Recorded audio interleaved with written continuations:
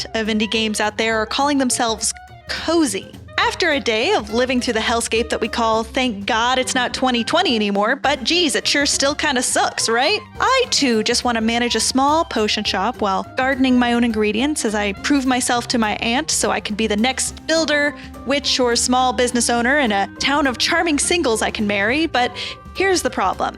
Not all cozy games were created equal. Their story doesn't grab you, or the gameplay loop just isn't quite enough to keep you coming back, or maybe the character designs are looking like a Lily's Garden ad. These are all fates I want to save you from. So that's why I've put together my list of 5 cozy games that are actually worth your time. Do you like the idea of Disco Elysium but can't bring yourself to play it because it's about a dying town in a dying world populated by souls made selfish by a neglectful government that refuses to take responsibility for the people it is tasked to govern, reflecting a reality that is uncomfortably close to our own? I think you should check out Clam Man. Like Disco Elysium, it's a CRPG with a hilarious inner monologue, and like Disco Elysium, you play a total clown. In Clam Man Open Mic, you play an office drone about to try your hand at stand-up for the first time ever. Your objective is to have a great set. But here's the thing. In the real world, the metrics on something like that are subjective, arbitrary, and entirely unpredictable. The solo dev behind this one has pulled off something special by developing mechanics that actually reflect a little bit of the feeling of writing a stand-up set, without actually needing to do any of the difficult work of trying to be funny. A successful set at the end of the day is great not only because you won, the narrative reward feels really good too. What happens is, the pro comics who put you up for the stand-up set like you more, and they start to accept you into their cool kids club. And what greater reward could there be than social acceptance, even simulated through a small mollusk man in a tie? The art and music really resonate with the narrative of the game. The squiggle vision type animation feels playful and really helps to sell the already hilarious writing. And meanwhile, the soundtrack and the color palette are both more muted, which keeps this goofy under the sea setting in check. It's a game that wants you to laugh, but also wants you to get comfortable and feel at ease with it. The actual gameplay is not unlike other CRPGs. You've got this big goal looming, but until then, your job is to wander around town and meet other sea creatures in need of assistance. By doing these side quests, you're gaining stories and life experience, and they give you ideas for jokes. However, ideas are just ideas. At the actual set, you'll have to use skill rules and dialogue option choosing skills. Is there a name for that? Word choice selecting? Talkie tree navigating?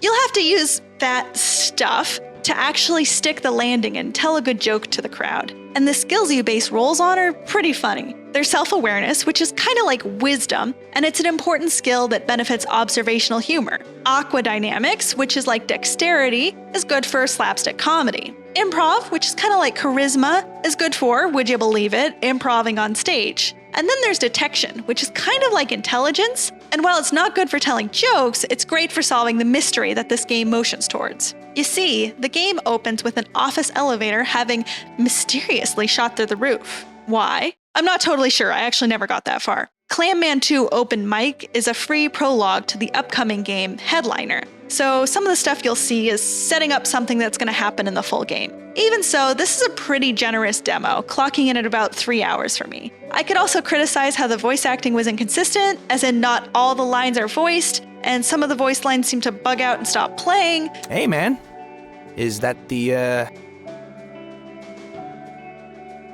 what, Pete? But since I played it, there has been a major update, and that seems to have addressed this issue. It also added some new content, and I see they've added additional skills here in the character creator. Pretty neat. I think I'll probably wait until Headliner is out before I dive back into this world, but I think more people need to know about Clam Man. It's doing something new and special with CRPGs, and it exudes nothing but the coziest of vibes.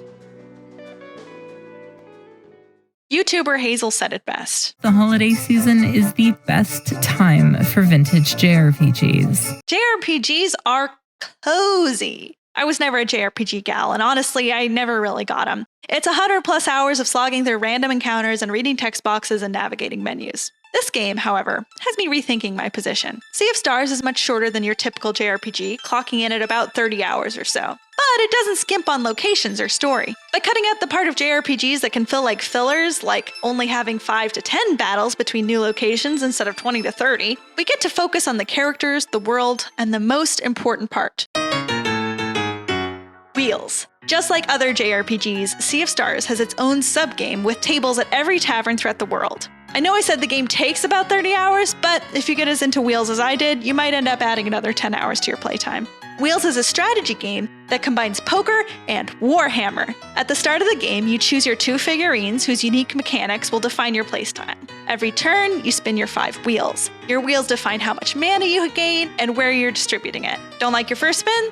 Lock in the wheels you like and spin again. You get 3 spins per turn. At the end of the turn, any triggered attacks get sent flying with these charming little clockwork animations. First castle to 0 health loses. Like poker, deciding what wheels to keep and what wheels to lose keeps you interested and on your toes throughout the game. And between games, switching up different combinations of figures to try different playstyles had me starting new games over and over and over. Sabotage Studios' knack for designing fun and engaging mechanics can also be seen in encounters back in the main story. Timing your attack is going to result in extra damage, so instead of selecting a menu option and sitting passively to see how the random number generation went, you're going to be engaged every turn. Enemy special attacks can be stopped if you hit them with the right combination of damage types, so while other JRPGs had me determine which skill hit the hardest and repeat that ad nauseum, you're encouraged to think on your feet and use all your character's skills. Also, the number of party members and the number of skills each character has are much limited compared to traditional JRPGs. For me, this was a feature.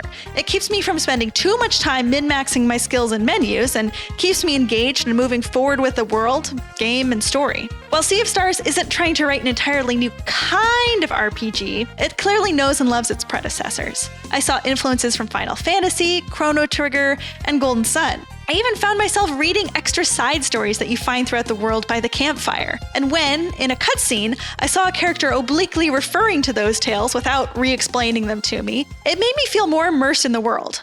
Of course I know why the sleeper is carrying the giant island. Every child knows that story. Sea of Stars also knows that JRPGs are inherently cozy. And to emphasize that, it slips in some of the mechanics we see in other cozy games. In addition to telling stories by the fire, battle items are entirely replaced by meals that you cook yourself using ingredients you harvest along the way. And it's none of this select item, you made item, soulless text box UI. When you cook the meal, you actually watch it being cooked. This brings me to the art, which might be where Sea of Stars shines brightest. The color palette is largely bright and warm, the animations are cute and fun, and the character designs are creative and one of a kind. The attention to detail and the art direction really blew me away. Look how they apply this gentle displacement effect to these trees to indicate them gently swaying in the wind. It completely changes the vibe of this level from silent, wintry forest to one brimming with energy and creatures. My major criticism of Sea of Stars?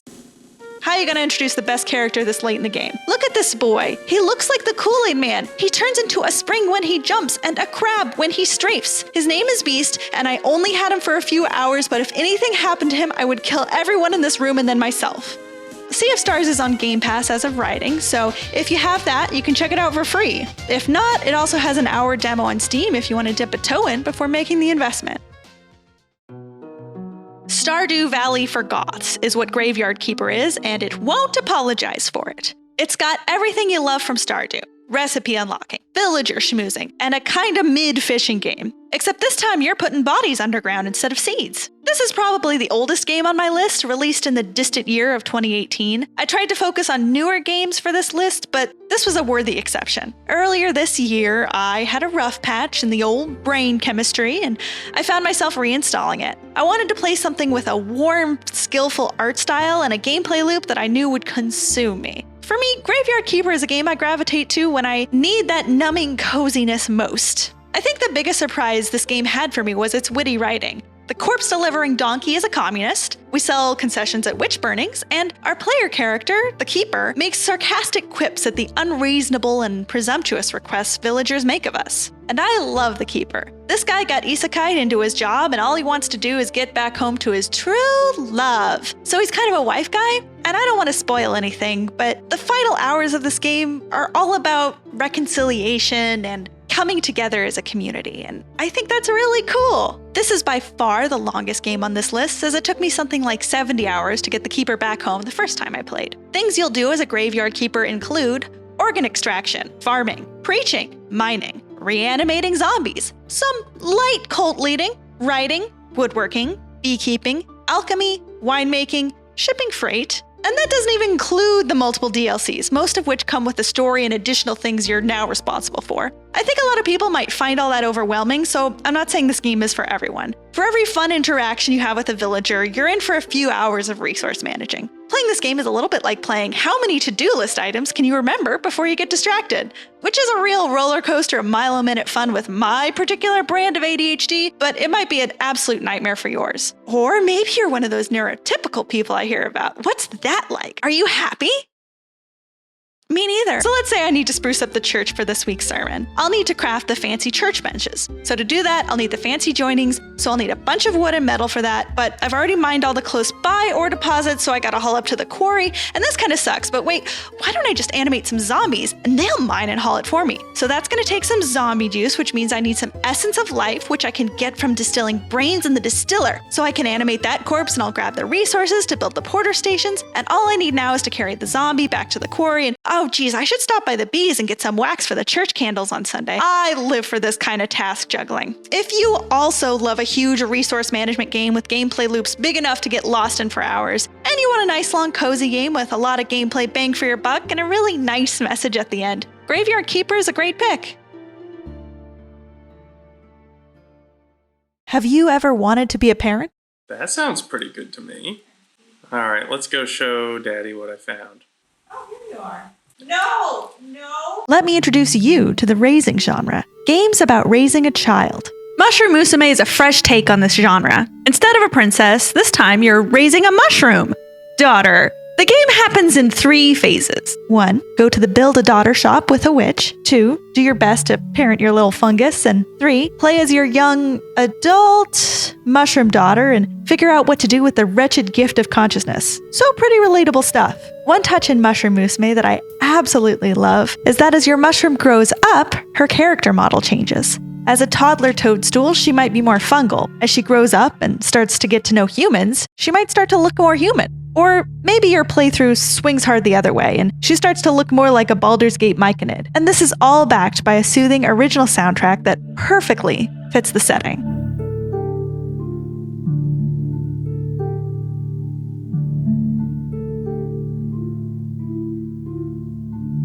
Your choices don't only affect how your daughter looks, they also change her personality. Decide to fight a giant flower monster with the odds against you, and you'll increase your potency. Decide to spend time playing with school children, and you'll increase your humanity.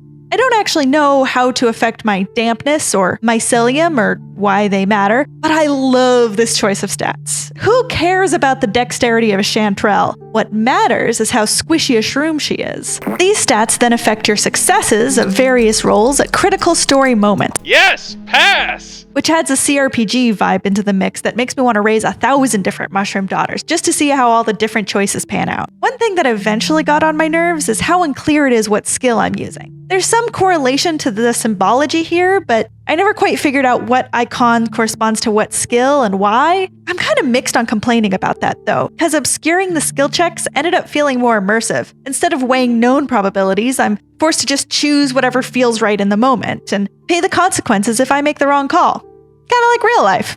It takes about an hour to play through all 3 phases for one daughter. It's easy to play around in one sitting, but every road not taken makes me want to try again. Things as simple as, oh, I picked Foxglove and now the UI is purple. What if I'd picked Cardinal? I could go for a red UI for a while. And it's unlikely I'll ever grow the same daughter twice, because events each round are randomized. Sometimes you run into carnies and you learn knife throwing. Other times you get invited to a ball at the castle and you have to be a normal human for a while, which is kind of a fun fantasy for me. This game is exceptionally generous with the amount of content that you get, especially given that it's currently a name-your-own-price game on itch.io. For Steam fans, it looks like it'll be available sometime in 2024, but for now I've put the itch link down in the description. Cosmic Wheel Sisterhood is my personal favorite on this list, and it's a game I keep coming back to over and over. It is unapologetically ambitious in its themes, yet it refuses to sacrifice approachability, both in gameplay and story. You play Fortuna, a tarot-reading witch about 300 years into her millennia-long sentence. When she foresaw that her coven would be destroyed, the coven's leader cast her into exile. 300 years later, and desperate for anything other than the same 4 walls and the sound of her own voice, she summons a forbidden behemoth. A leviathan named Abramar, capable of altering reality. They make a deal. In exchange for getting her out of exile, Abramar will take a price of our choosing. Fortuna's immortality, the one she loves most, or her entire coven. The terms of the pact manifest as the story unfolds, creating many different paths that Fortuna can walk on her way to freedom. If you haven't noticed, I have a soft spot for pixel art, and I fancy myself an aficionado of fine pixels. And what Cosmic Wheel Sisterhood's low-res art style brings to the table is expressiveness. Look, I see the regret in the way she kneels by her sister's grave. That expressiveness might be aided by the winning soundtrack. It's ethereal, pondering, but it also still kind of bangs.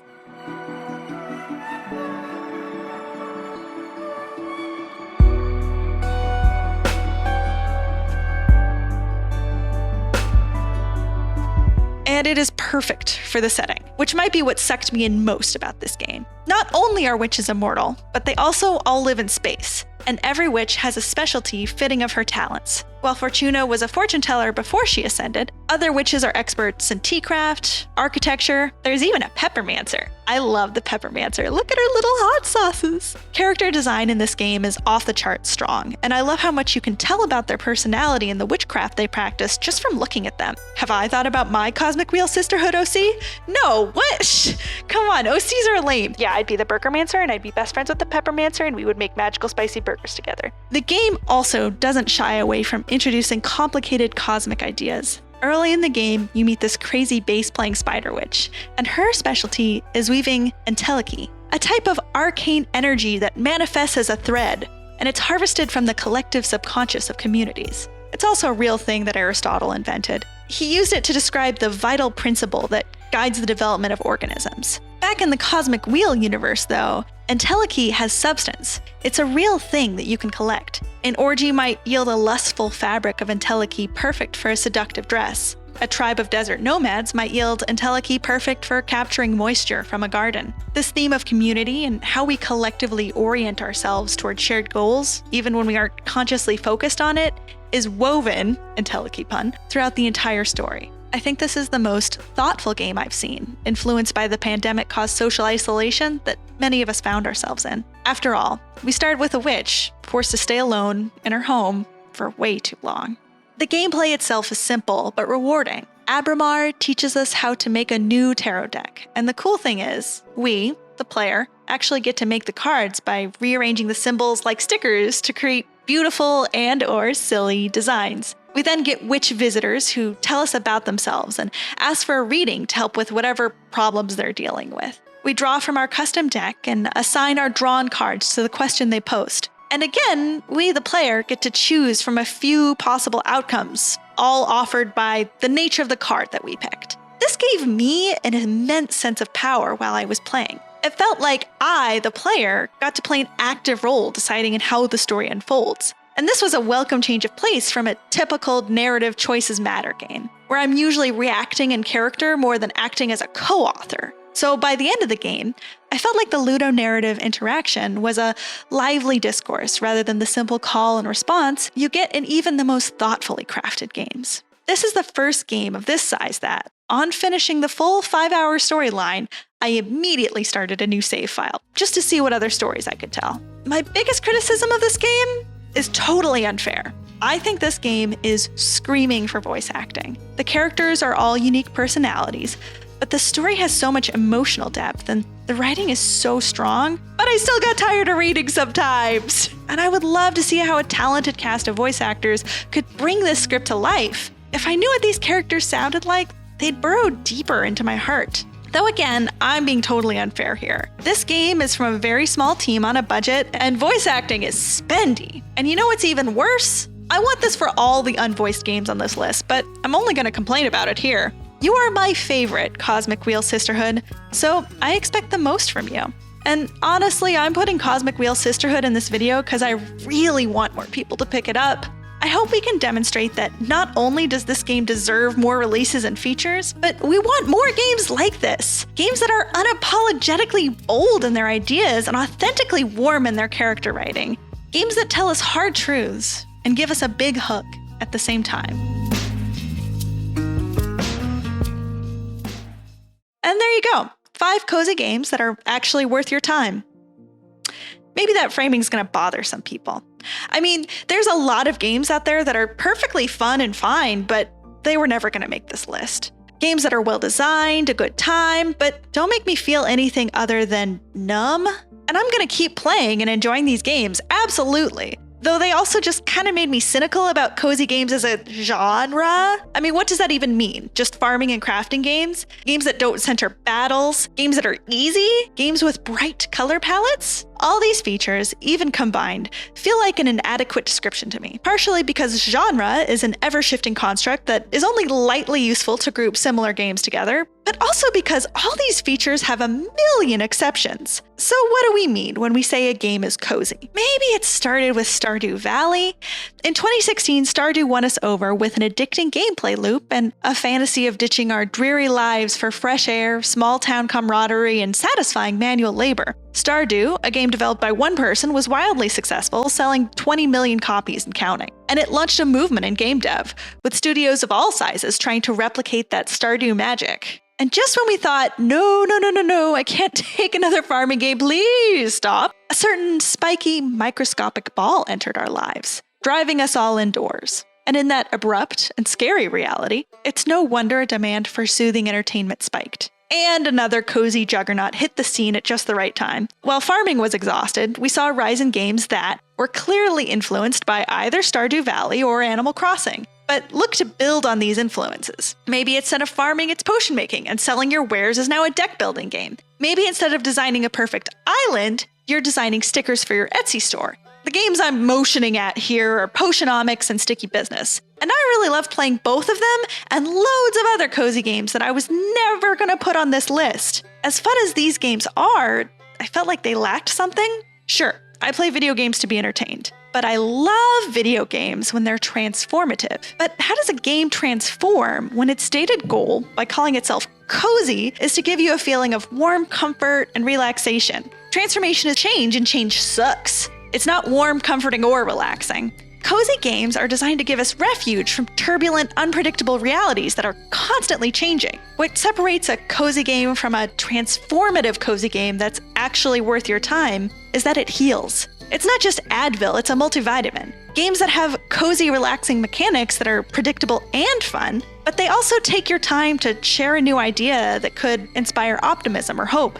Games that know how to use their soapbox. And that's all I'm going to say on this particular soapbox. I hope you found a game worth your time on this list, and I got a whole bunch of other videos you can see here on the screen, and if you liked one, maybe check one of those out. And hey, consider liking this video and subscribing. It actually does make a huge difference to me, and I really appreciate it. Thank you! Plus, you'll hear about more neat indie games like this one. Thanks again, and stay cozy, my friends.